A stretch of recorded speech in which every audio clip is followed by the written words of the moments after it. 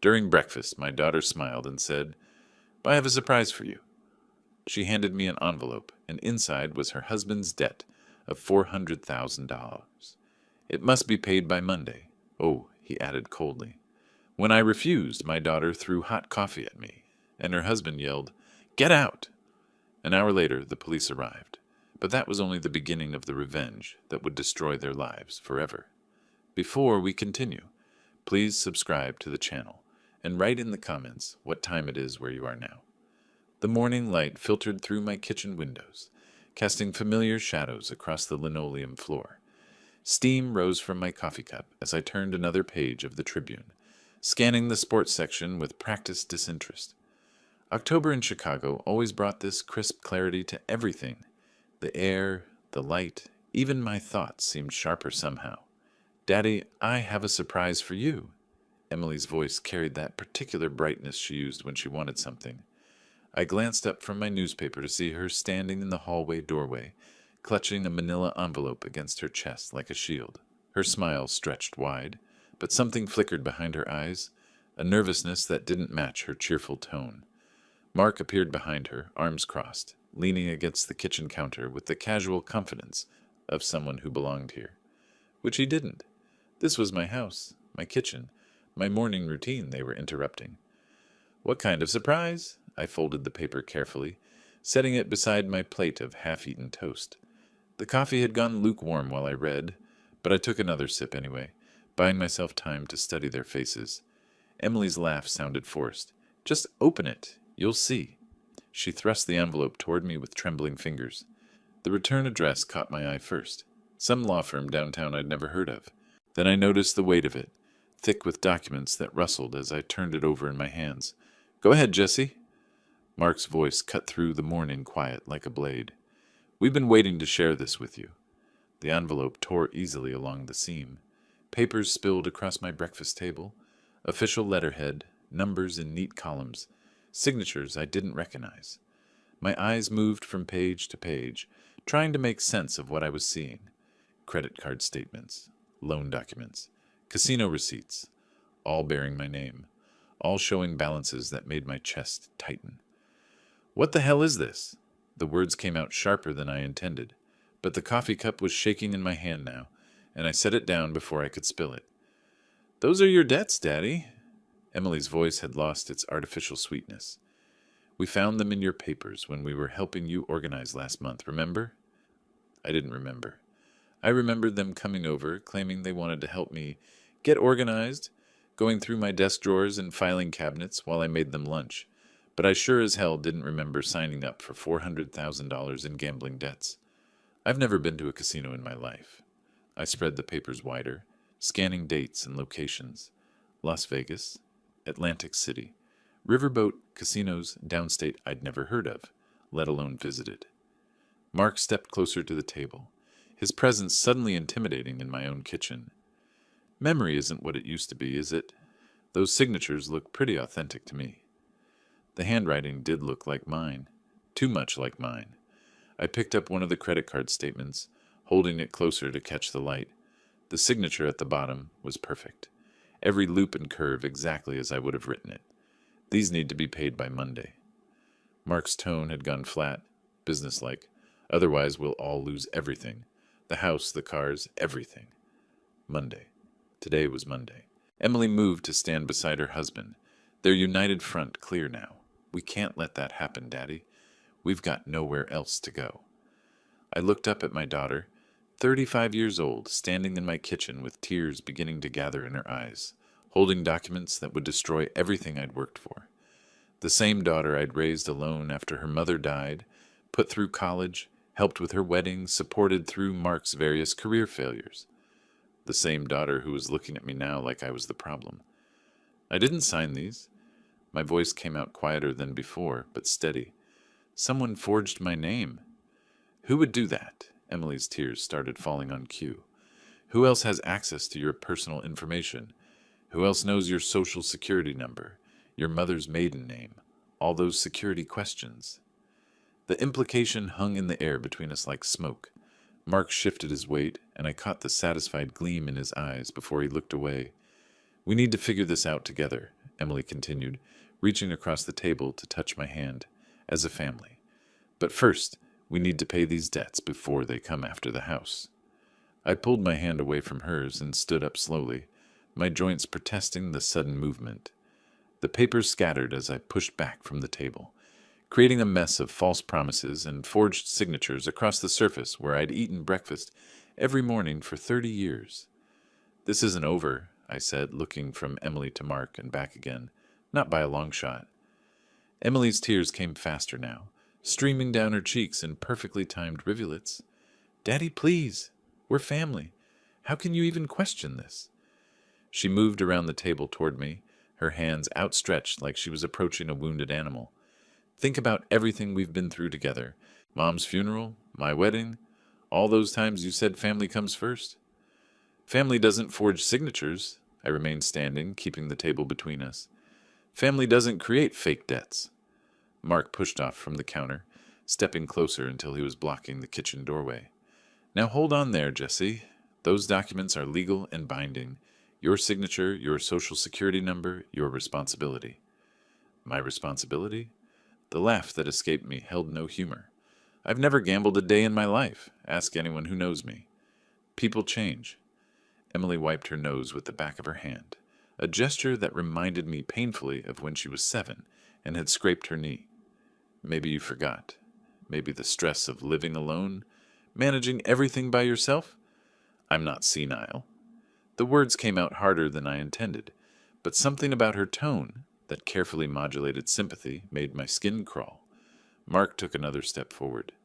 Look around, old man. You think you can handle this place forever? The yard work, the maintenance, keeping track of bills and paperwork?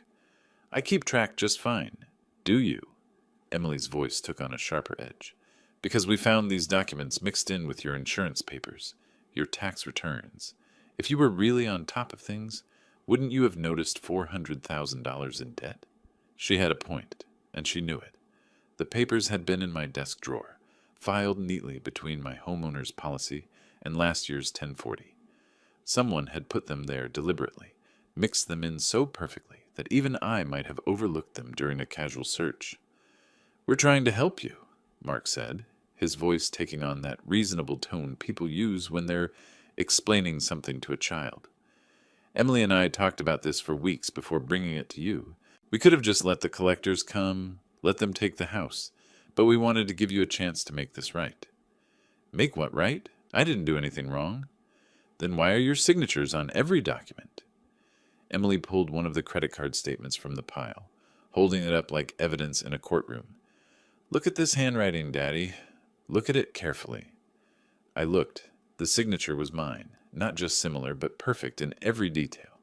The way I dotted my I's, the slight upward slant of my letters, even the way the pen had caught slightly on the paper, where I always pressed too hard.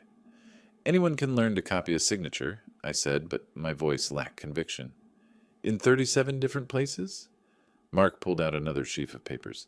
Credit applications, loan documents, casino markers, all signed over the past 6 months. You think someone followed you around for half a year, forging your name on gambling debts? Emily moved closer, her tears replaced by something harder. We're not asking you to admit anything. We're asking you to take responsibility. These debts exist. They're in your name. If they don't get paid, we all lose everything. We? I looked around my kitchen, my coffee pot, my dishes in the sink, my calendar on the refrigerator with my handwriting, marking doctor's appointments and grocery lists. This is my house. Technically, yes. Mark's smile didn't reach his eyes. But Emily's been helping with the expenses for months. The property taxes last spring, remember? The new roof in August. She's got receipts for all of it. I did remember. Emily had insisted on helping when I mentioned the tax bill, said it was the least she could do after everything I'd given her over the years. The roof repair had been her idea too, claiming she was worried about me living under leaky shingles. Besides, Emily added, her voice dropping to barely above a whisper, where are we supposed to go if they take the house? Mark's been out of work for 3 months. We've been staying here because we literally have nowhere else. That was news to me. They'd been visiting more often lately, sure, but I thought it was just Emily wanting to spend time with her old man.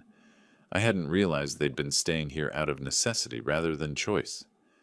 If you don't pay these debts, Mark continued, the creditors will go after any assets they can find. The house, the cars, even Emily's jewelry. Everything will be gone, and then what? We'll all be living in some shelter downtown while lawyers divide up what's left. Emily sank into one of the kitchen chairs, burying her face in her hands. I can't believe this is happening. I thought we could handle it as a family, work something out together.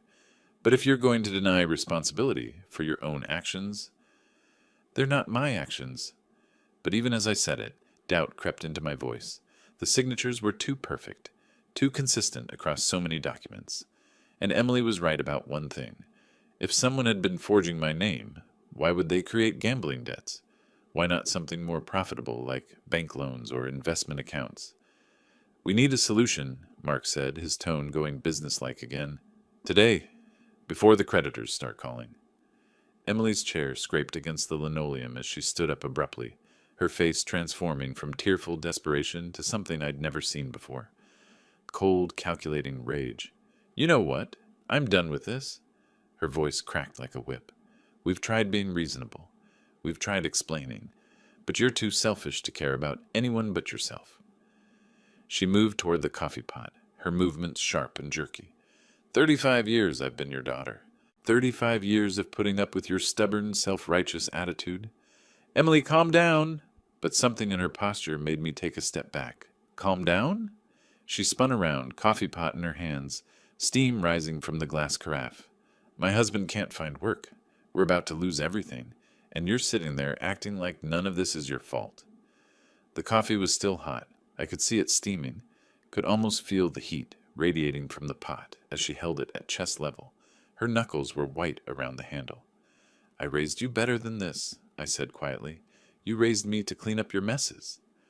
The words exploded out of her, and suddenly the coffee pot was moving, arcing through the air in a perfect trajectory toward my chest. I saw it coming but couldn't move fast enough. The scalding liquid hit me like liquid fire, soaking through my flannel shirt and undershirt in seconds. The heat seared my skin, and I gasped, stumbling backward as the coffee dripped down my torso.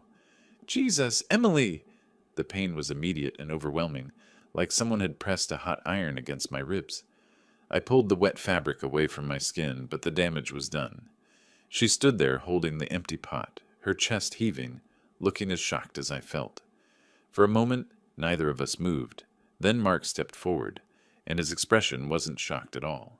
It was satisfied. Get out, old man. His voice was calm, almost conversational. This is our house now. Pack whatever you can carry and get out. This is my house. I kept my voice steady despite the burning sensation spreading across my chest. I'm the one on the deed. I'm the one who's been paying the mortgage for 30 years. Not anymore. Mark moved closer, close enough that I could smell the cigarettes on his breath. Those debt papers change everything. By tomorrow, the creditors will have liens on this property. But Emily and I can work something out with them. We've got nothing to lose. I looked at my daughter, still clutching the empty coffee pot. The woman who used to curl up next to me on the couch to watch cartoons. The girl I'd taught to ride a bike in the driveway outside. The young woman I'd walked down the aisle just 3 years ago. She wouldn't meet my eyes. You planned this? The realization hit me like cold water after the burning coffee. Both of you. The documents, the timing, everything. We planned to solve a problem, Mark said. Your problem. The problem you created with your gambling and your debts, and your refusal to take responsibility. The wet shirt was sticking to my skin now, and I needed to get it off before the burns got worse. But more than that, I needed to get away from these people who looked like my family, but acted like strangers. I need to change clothes. I started toward the hallway, but Mark shifted to block my path. 5 minutes, he said. Pack light. We'll send your stuff later if we feel like it. I looked him in the eye, this man I'd welcomed into my home, fed at my table, tried to help find work when he kept losing jobs. Move! Something in my tone must have convinced him I wasn't going to back down because he stepped aside, but I could feel him watching as I walked toward my bedroom, could feel Emily's eyes following me too. The hallway felt longer than usual, and each step sent fresh waves of pain across my burned chest. Behind me, I heard low voices. Mark and Emily conferring in urgent whispers, but I couldn't make out the words. My bedroom door closed with a soft click, and for the first time all morning, I was alone. I peeled off the coffee-soaked shirt carefully, wincing as the fabric pulled away from my skin. The burns weren't too deep, but they covered most of my chest and upper abdomen in angry red patches. In the mirror above my dresser, I looked like what I was, a 65-year-old man who'd just been betrayed by the people he trusted most. But my eyes were clear, and my hands were steady as I reached for a clean shirt. They wanted me out of my own house. They wanted me to disappear quietly while they took everything I'd worked for. They had no idea what they'd just started. Clean shirt first. The white cotton felt cool against my burned skin as I buttoned it carefully, avoiding the tender spots where Emily's coffee had done its work. My hands moved with practiced efficiency, despite the tremor of anger running through them. 30 years of getting dressed for work every morning had ingrained the routine deep in my muscle memory. The suitcase came down from the closet shelf with a thud that seemed too loud in the quiet bedroom. I could still hear their voices from the kitchen, lower now but urgent, planning their next move probably, dividing up my belongings like I was already dead.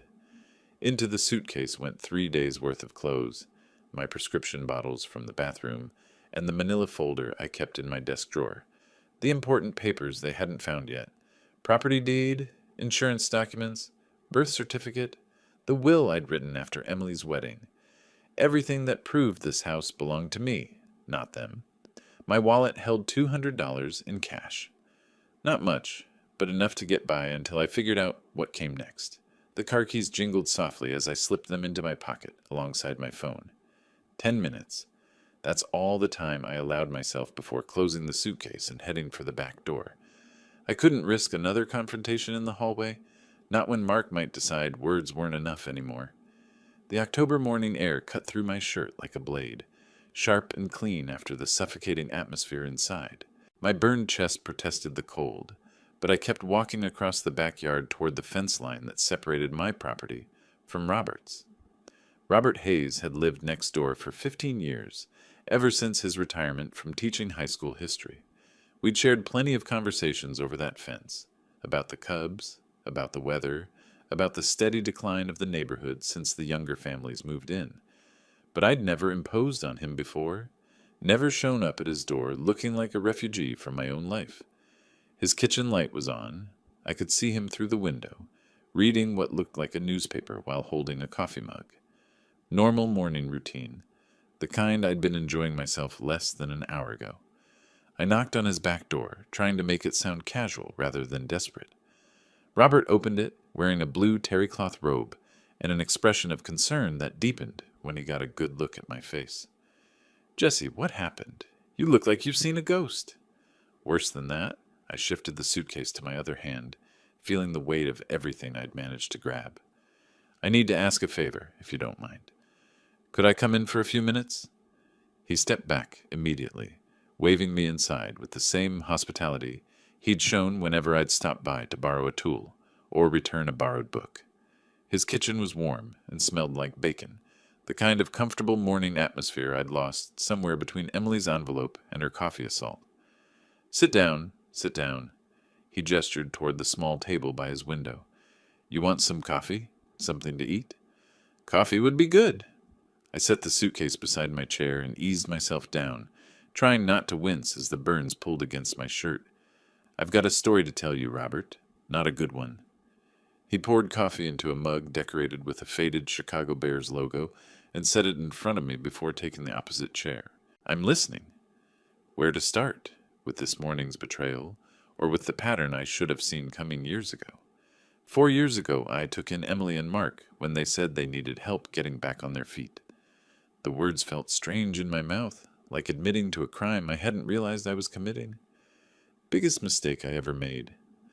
Robert's eyebrows rose slightly, but he didn't interrupt. Good teacher habit, probably. Let the student tell the story at their own pace. I thought I was helping family. I took a sip of the coffee, grateful for the warmth spreading through my chest. Turns out I was enabling 2 people who saw me as nothing more than a walking bank account. Robert leaned forward in his chair, coffee forgotten. "What kind of help are we talking about?" "Started small. Emily called, Said Mark had lost another job. They couldn't make rent. Could they stay in my spare room for a month, just until he found something new? I stared into my coffee, seeing the reflection of my own stupidity. 1 month turned into 6. 6 months turned into 4 years. And Mark never found work? Oh, he found it. Lost it too. 3 different jobs in the first year alone. Always someone else's fault. Always some boss who didn't appreciate his talents. I could feel the old frustration building again, the memory of countless dinner conversations where I'd listened to Mark's excuses. But that wasn't the real problem. Robert waited, letting the silence stretch until I was ready to continue. The real problem started in my garage. I had my tools organized the way I'd kept them for 30 years. Everything in its place. Everything labeled. Mark decided that was inefficient. I set down my coffee mug harder than necessary. Came home one day to find he'd rearranged everything. When I asked him about it, you know what he said? What? This is our garage now, Jesse. We're all family here. The word still stung, even 4 years later. Our garage, in my house, with my tools that I'd collected over 3 decades of working. Robert's face darkened. He actually said that?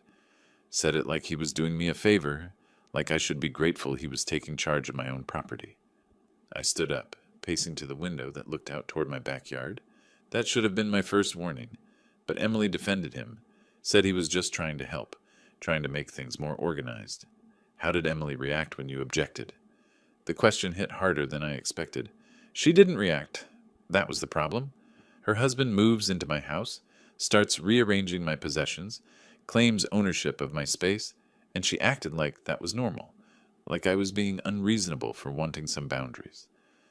Through the window I could see movement in my kitchen, shadows passing back and forth behind the curtains.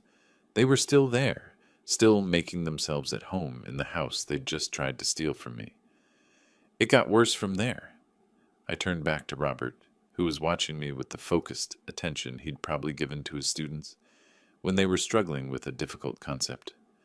Mark started treating the whole house like his personal domain, ate my food without asking, used my car when his broke down, invited his friends over for poker games that lasted until 3 a.m. And Emily? Emily made excuses, always made excuses.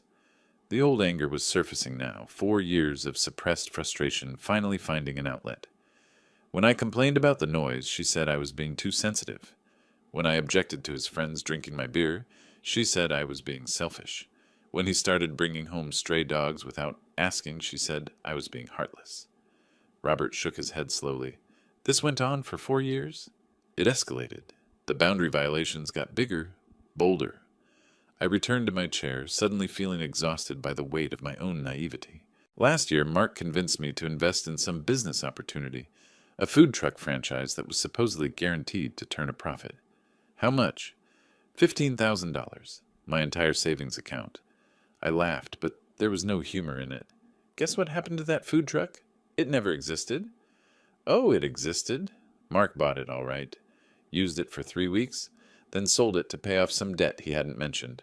When I confronted him about it, he said the business model was flawed, and he was protecting me from further losses. Robert's coffee mug hit the table with a sharp click. He stole $15,000 from you and called it protection? Emily backed him up, said he'd made the best decision he could under difficult circumstances, said I should be grateful he'd limited my losses. The memory of that conversation still made my chest tight with rage. Grateful? For being robbed by my own son-in-law? Why didn't you throw them out then? The question I'd been asking myself for the past hour. Because Emily's my daughter? Because I kept thinking this was temporary, that Mark would eventually get his act together? Because every time I tried to set boundaries, Emily would cry and talk about family loyalty and how much they needed me. Robert stood up and refilled both our coffee mugs, giving me time to collect myself. This morning was different, though. This morning they showed me documents claiming I owe $400,000 in gambling debts. Debts I never incurred, with my signature forged on every page. $400,000? Robert's voice rose with disbelief. Complete with payment schedules and collection notices, all very official looking. I pulled out my phone and scrolled through the photos I'd taken of the documents before leaving. Look at this signature. Tell me that doesn't look exactly like my handwriting. Robert studied the screen, his expression growing grimmer with each swipe. This is fraud. Criminal fraud. That's what I told him. You know what Emily did when I refused to pay? He looked up from my phone, waiting. She threw a pot of hot coffee at me. Robert's face went pale as he looked at the reddened skin visible above my shirt collar. She actually burned you? Emily's not the same person anymore. Or maybe she never was the person I thought she was. I unbuttoned the top of my shirt to show him the extent of the damage. But that's not even the worst part. You want to know where those debts really came from? He nodded grimly. Mark's got a gambling problem that makes my alleged addiction look like pocket change. Online poker, sports betting, casino trips to Indiana and Iowa. I scrolled through more photos on my phone, screenshots I'd managed to take of betting sites that had been left open on my computer. He's been using my internet, my credit cards, even my social security number to create accounts. How do you know all this? Because he got sloppy. Started leaving browser windows open, forgot to log out of accounts.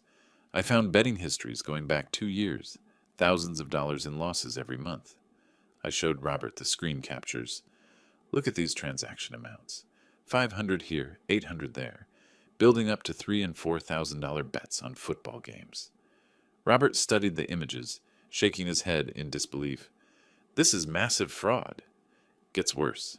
When the gambling sites cut him off for exceeding credit limits, he moved to loan sharks, found text messages on his phone about money owed to people with names like Fat Tony and Iceman Mike. I swiped to another screenshot. These aren't bank representatives, Robert. These are dangerous people. How much does he actually owe? Near as I can figure, about $300,000 in legitimate gambling debts, another $100,000 in interest and penalties. I put my phone away, the numbers still making my head spin.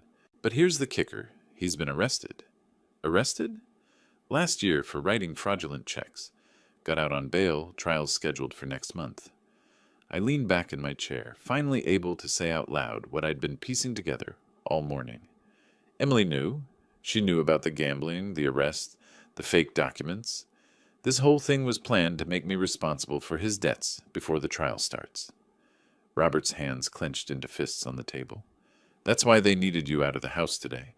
Once you're gone, they can claim residency and force the creditors to negotiate with them instead of coming after you directly. Exactly. And Emily's name isn't on any of the debt papers, so legally she's clean. Mark takes the fall for the gambling, goes to prison, and she inherits a house she never worked for. I could see the whole scheme clearly now, laid out like a blueprint for betrayal. They've been playing this game for 4 years, setting me up piece by piece.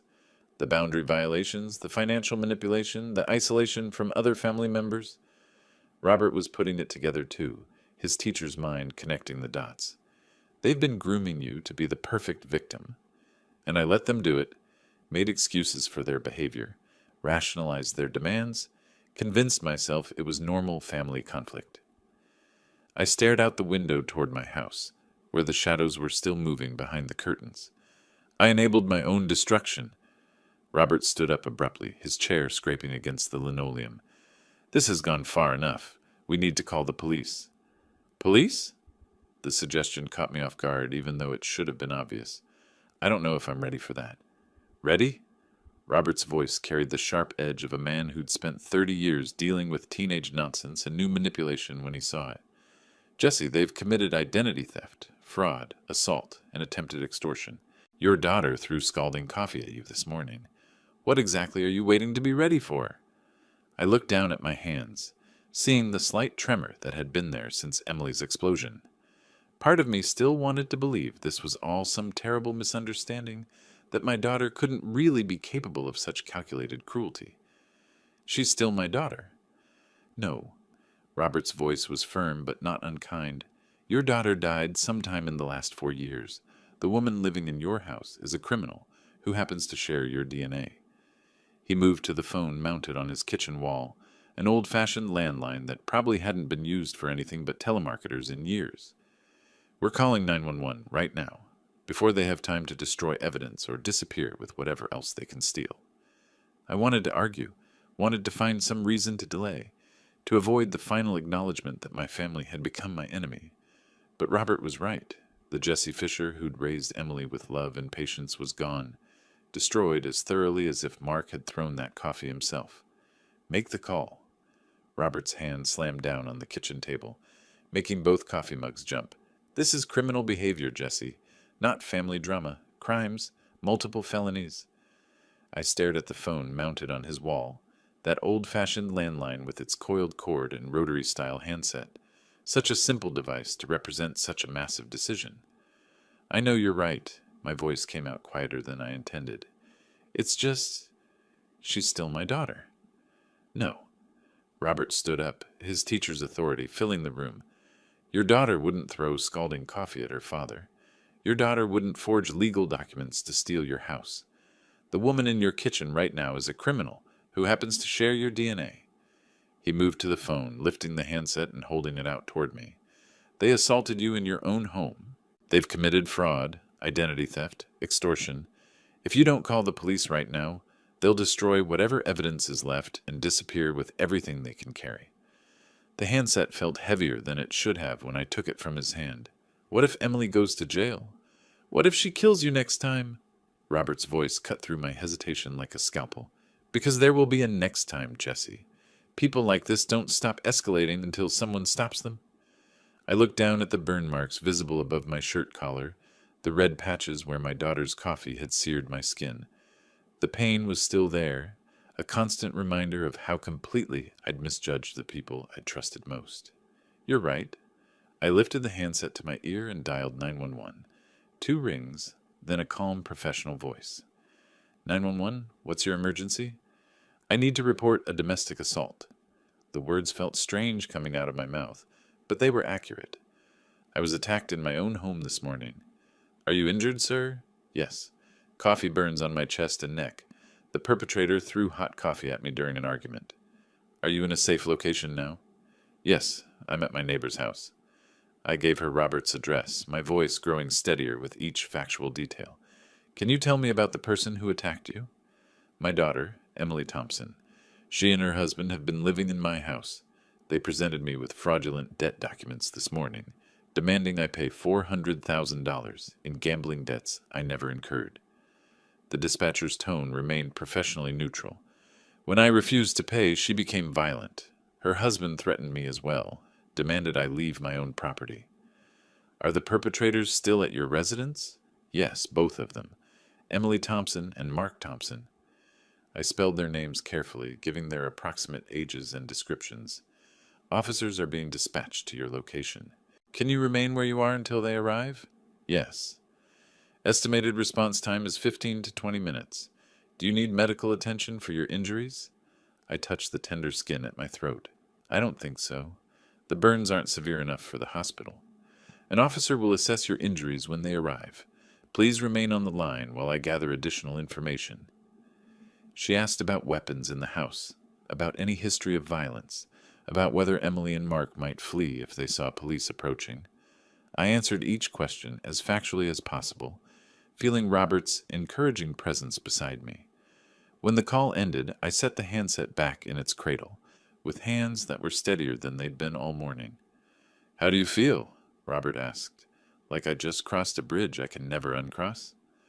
I looked toward the window that faced my house, where the people who used to be my family were probably still making themselves comfortable in rooms they'd stolen from me. But it was the right thing to do. Robert nodded approvingly. 20 minutes. Think they'll try to run? No.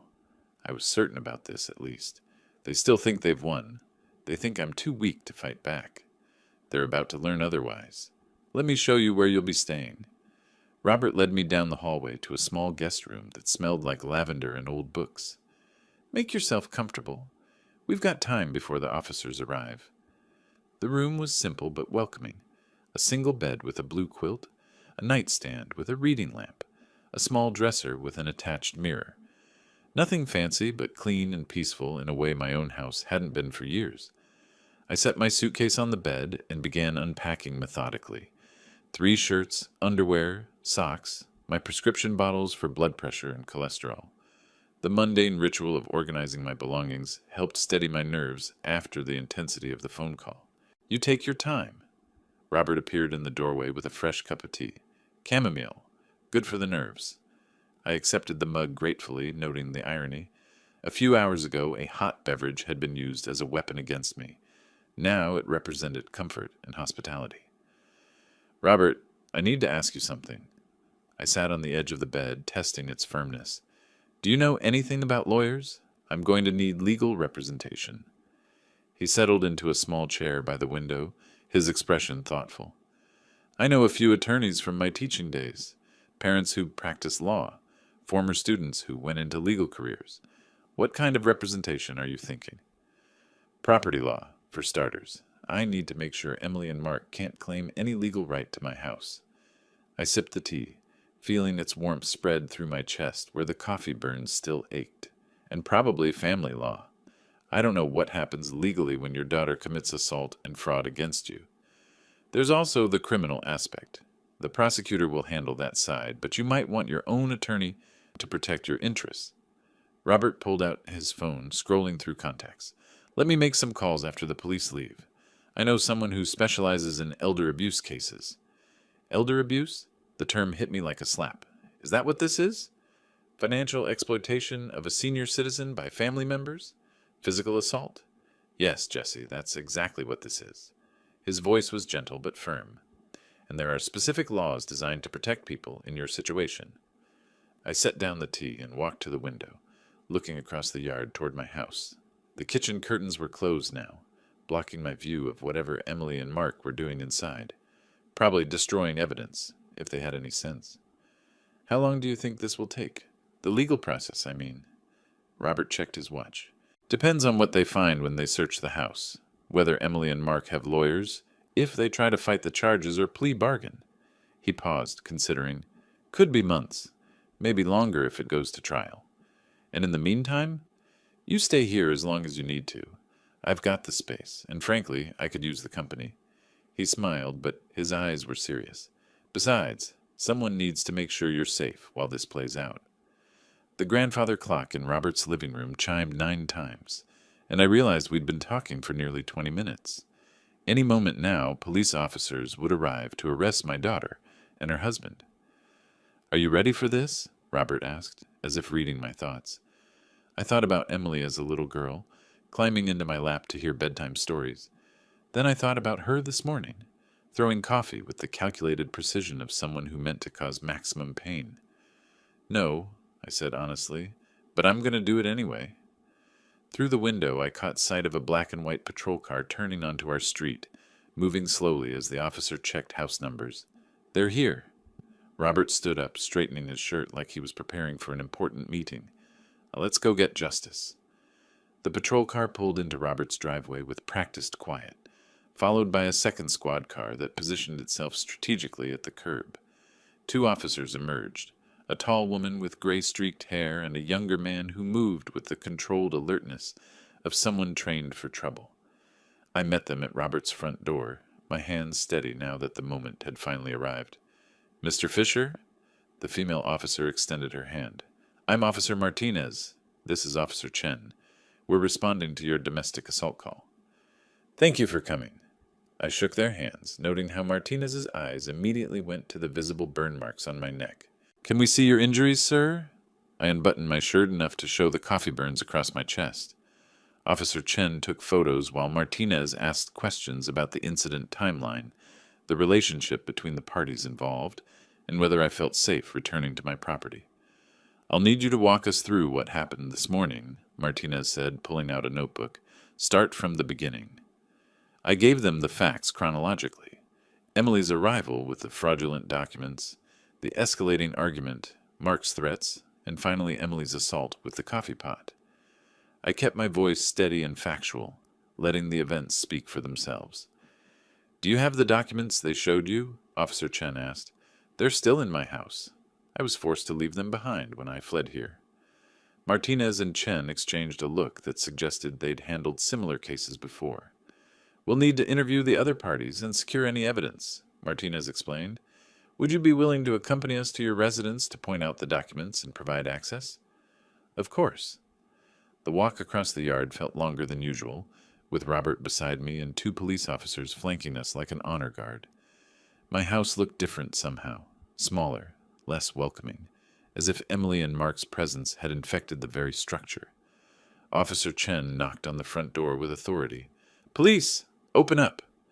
I heard scrambling inside, hushed voices, then Emily's voice calling out, "Just a minute!" When the door opened, Emily's face went pale at the sight of the officers. Behind her, Mark appeared in the hallway, his expression shifting from surprise to calculation in seconds. "Emily Thompson," Officer Martinez stepped forward, "we need to speak with you about an incident that occurred here this morning." "I don't know what you're talking about." Emily's voice was higher than normal, strained with the effort of maintaining innocence. "We have a complaint of domestic assault." Chen moved to separate the parties, gesturing for Mark to step outside. "We'll need to interview you separately." I watched from the front lawn as the officers took control of the situation with professional efficiency. Emily was led to the living room while Mark was positioned near the squad car, both of them clearly rattled by the sudden appearance of law enforcement. 20 minutes later, after examining the scattered debt documents on my kitchen table and photographing the coffee stains on the floor, Martinez returned to where I waited with Robert. "Mr. Fisher, based on the physical evidence and the statements we've gathered, we have probable cause to make arrests." I watched through the living room window as Officer Chen spoke into his radio, calling for backup and a transport vehicle. "Emily Thompson, you're under arrest for domestic battery." Martinez's voice carried across the yard as she read Emily her rights. "You have the right to remain silent." Emily's protests echoed from inside the house. "It was an accident. I didn't mean to hurt him." But Mark's reaction was different. As Officer Chen placed him in handcuffs, his face twisted with rage. "This is harassment. The old man brought this on himself." Even facing arrest, he couldn't take responsibility. Even caught red-handed with forged documents and a victim with visible injuries, he blamed everyone but himself. The transport van arrived within minutes, and I stood beside Robert, watching as Emily and Mark were loaded into separate vehicles. Emily was crying now, her mascara running in dark streaks down her cheeks. Mark continued arguing with the officers until the van door closed, cutting off his protests. Officer Martinez handed me a case number and contact information for the prosecutor's office. "Someone will be in touch about pressing charges and scheduling court appearances." As the police cars pulled away, taking my daughter and son-in-law to jail, I felt something I hadn't expected. Relief. Not satisfaction, not victory, but simple relief that the lies were finally over. "Come on," Robert said quietly, putting a hand on my shoulder. "Let's go home." 3 weeks later, I was reading the Tribune's local section when Robert knocked on my front door, holding a manila envelope and wearing the expression of someone who'd discovered something interesting. "You might want to see this," he said, settling into my kitchen chair, the same spot where Emily had ambushed me with her forged documents. "I've been keeping track of court filings, just to make sure we're protected." The envelope contained photocopies of legal documents bearing Mark Thompson's name in bold letters across the top. Bankruptcy petition, multiple creditor lawsuits, probation violation hearing, employment termination notice. "How did you get all this?" "Public records," Robert explained, spreading the papers across my table like a dealer laying out cards. "Court clerk's office, bankruptcy court, county records. It's all available if you know where to look." I scanned the bankruptcy filing first. Chapter 7, Complete Liquidation of Assets. The man who'd tried to steal my house was now begging a federal judge to wipe away $300,000 in gambling debts. "Look at this one." Robert pointed to a letter from something called Midwest Credit Recovery. His car got repossessed 2 days after the arrest. Couldn't make the payments without Emily's income. The employment termination letter was particularly satisfying. Mark's construction company had fired him immediately upon learning of his domestic violence arrest. Standard policy for anyone charged with violent crimes, according to the terse language of the dismissal notice. "Where's he living now?" I asked, though I suspected I already knew. "Salvation Army Shelter on Harrison Street." Robert pulled out another document, a change of address form filed with the court. Emily filed for divorce while she was still in jail. Froze their joint bank account, what little was left in it. I studied the divorce papers, noting Emily's signature from the Cook County lockup. Even facing criminal charges herself, she'd moved quickly to distance herself from Mark's financial catastrophe. "The IRS is auditing him, too," Robert continued, flipping to another page. Unreported gambling winnings going back 3 years. They're claiming he owes $40,000 in back taxes and penalties. The audit notice was dated just 5 days after his arrest. Someone had been thorough in reporting Mark's illegal activities to every relevant government agency. "You've been busy," I observed. Robert's smile was slight, but satisfied. "Former teacher, remember? I know how to do research." A court summons caught my eye. Mark was scheduled to appear before Judge Patricia Collins next week for sentencing on the domestic violence charges. Given his prior fraud conviction and current probation violation, the prosecutor was recommending 6 months in county jail. "He tried to get a job at 3 different construction companies," Robert said, producing employment rejection letters. "Background checks killed every application. Who's going to hire someone facing multiple felony charges?" The loan shark angle was the most disturbing. Text message printouts showed increasingly threatening communications from numbers listed only as Tony M. and Mike Ice. The amounts mentioned were staggering. 50,000 here, 30,000 there, with interest rates that doubled every month. "These people don't mess around," I said, reading one particularly graphic threat about broken kneecaps. "That's why he's staying at the shelter. Harder for them to find him there." Robert gathered the papers back into a neat stack. "His whole world collapsed in 3 weeks, Jesse. Everything he tried to steal from you is gone." I poured coffee for both of us, noting the irony that this beverage had once been a weapon in my own kitchen. Now it was just coffee again, shared between friends reviewing the downfall of a man who'd overplayed his hand. "What about Emily?" Robert's expression grew more serious. "That's a separate story entirely. And it's not over yet." Emily's story unfolded differently than Mark's, but with equal devastation. While he faced financial ruin, she confronted the complete destruction of every relationship she'd ever valued. The domestic battery charge carried serious consequences in Cook County. Judge Martinez had been clear during Emily's arraignment: 18 months probation, mandatory anger management classes, and a permanent restraining order preventing any contact with me. "She violated the restraining order twice in the first week," Robert told me over lunch at a diner downtown. "Showed up at your house both times while you were at the grocery store. Neighbors called it in." I set down my sandwich, appetite suddenly gone. What did she want? According to the police report, she was trying to get inside. Said she'd left important documents in her old room. Robert consulted his notebook. He'd become meticulous about tracking the legal proceedings. "Second time, she was just sitting on your front porch crying." Each violation had resulted in additional court appearances, more fines, and extended probation terms. Emily was learning that consequences accumulated, like compound interest, building pressure with each poor decision. The job situation was particularly harsh. Her retail manager position had evaporated within hours of her arrest photo appearing in the local paper. No one wanted to employ someone convicted of domestic violence, especially in customer service roles. "She's staying at the women's shelter on Madison," Robert continued. "Lost the apartment she shared with Mark when the lease expired. Landlord refused to renew after the police visits." The divorce proceedings had become nasty quickly. Mark blamed Emily for involving the police, while she blamed him for creating the debt crisis that started everything. Their lawyer was withdrawing from the case due to non-payment of legal fees. "She tried calling you 17 times last Tuesday," Robert said, showing me a printout he'd somehow obtained.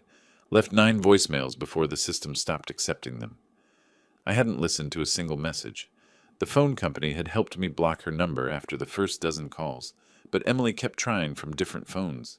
The shelter's landline borrowed cell phones, even payphones downtown. "She sent you this." Robert pulled an envelope from his jacket pocket. "Came to my address yesterday. Figured she knew you wouldn't open anything from her directly." The letter was 3 pages long, handwritten in Emily's careful script. I read the first paragraph before folding it back up. "She wants another chance," I said simply. "What are you going to do?" I looked out the diner window at the pedestrians passing by, ordinary people going about their daily lives without the drama of family betrayal weighing them down. "Nothing. She made her choice 4 years ago when she chose Mark over basic decency." "The anger management counselor says she's making progress," Robert offered.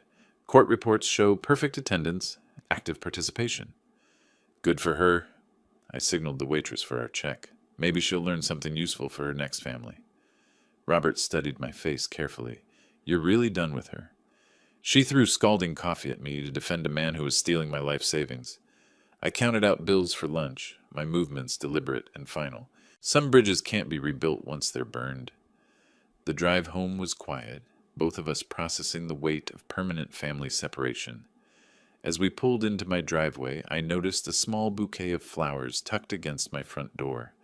Daisies and baby's breath, the kind Emily used to pick from my garden as a child. She was here again, Robert observed.